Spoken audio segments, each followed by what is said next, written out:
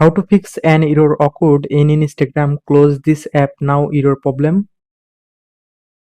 To fix this problem, first of all, go to settings option. Go to settings option. Then scroll down and go to apps option. Now go to manage apps or apps management option. Then find Instagram from the app list. Now click on Instagram app. Then go to storage option. Now only clear cache your Instagram storage. Click on clear cache. Click on OK. Now go back. Click on force stop. Click on OK to confirm.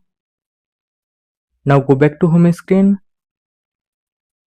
and then go to Play Store and then update your Instagram apps.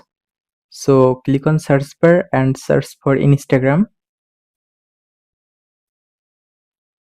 From here, update your Instagram apps in latest version.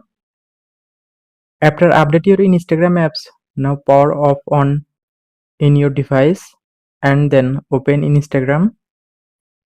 Now see problem solved successfully.